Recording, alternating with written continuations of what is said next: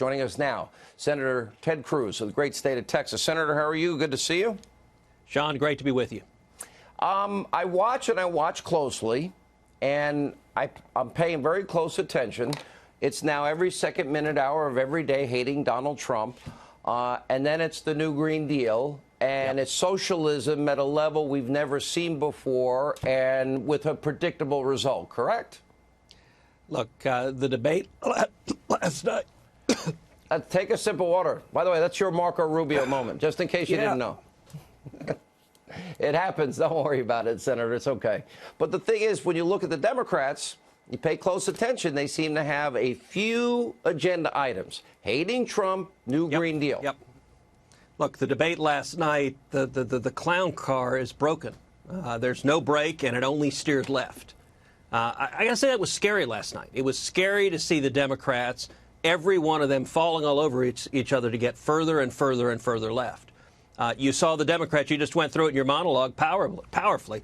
You saw them embrace late-term abortions. You saw them embrace 70% tax rates. You saw them embrace socialism. You saw them tell the American people they want to take away everyone's health insurance. And you saw them embrace open borders.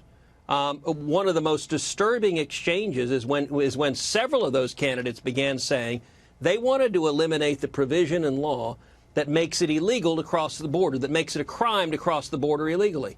Now, Sean, as you know, last month, we apprehended over 144,000 people in the month of May crossing illegally. Well, the Democrats' solution to that is, well, let's not make it a crime. There we go. The problem goes away. That is open borders. It's irresponsible. And it is, sadly, where the Democratic Party is today.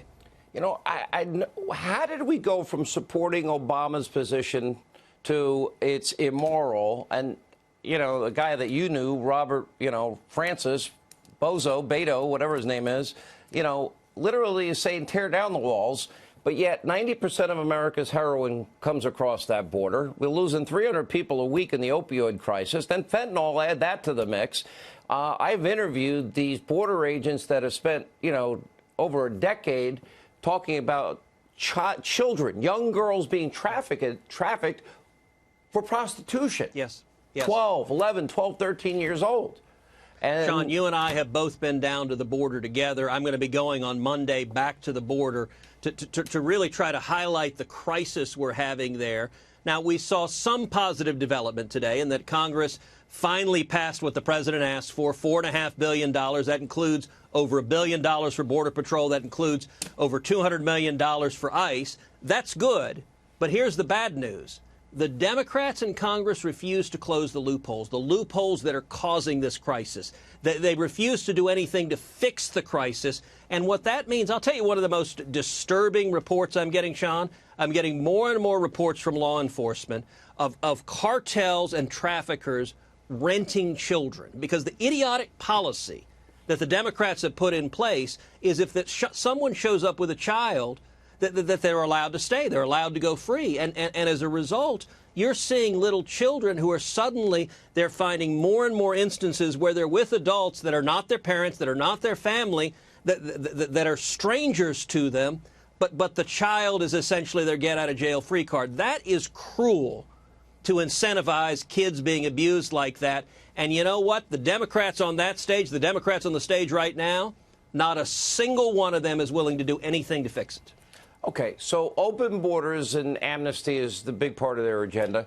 I don't even think the issue is about abortion. When you say no restrictions on abortion, then we get into what happened in Virginia and all these other states where they talk about during birth. It's not abortion, it's infanticide, or post-birth infanticide. Yes. Then we've got a 70% top marginal tax rate for individuals, 90% for corporations. How many people has Texas taken in a year now in terms of gaining population? Wasn't it close to 400,000 in the last year or two? We get over 1,000 people a day moving to the state of Texas. Why? Because that's where the jobs are. Yeah, just They're don't bring fleeing your dumb states like policies from California, with states you. like New York. Yeah, I know. Wait a minute. So Mike Huckabee says on the show the other day, now if you're taking a U-Haul from California to Texas, it's about $1,600. I had not heard this. Yeah. But if you're returning it, you're basically doing U-Haul a favor, It's $400, but it's probably negotiable. They might give it to you for $100. Mike is exactly right. And for a long time, the price differential going to California versus going to Texas, it's been about a 300% price differential at U-Haul. That's been true for years because everyone is fleeing the sinking ship as you have the crazy left jacking up taxes, jacking up regulations. They're just and welcoming people coming illegally. And the job producers, the small business owners, are fleeing the state of California. And in Texas, I'll tell you something interesting, Sean. As a story came out a couple of months ago, do you know what the #1 city in the United States of America for millennials moving into it is? My hometown of Houston. Millennials are moving to Houston, the most diverse big city in America. Why? Because you come to Houston, you come to Texas, they're jobs. They're jobs, and the wages are going up, and you have opportunity because the government doesn't put their boot on the back of the necks of small businesses. All right, so here we have, it was interesting, because Bill Maher, I don't like him, but sometimes he makes some very honest statements. And he said, not a good start because they didn't answer the first question. 70% of Americans. We now have the best employment situation in America since 1969.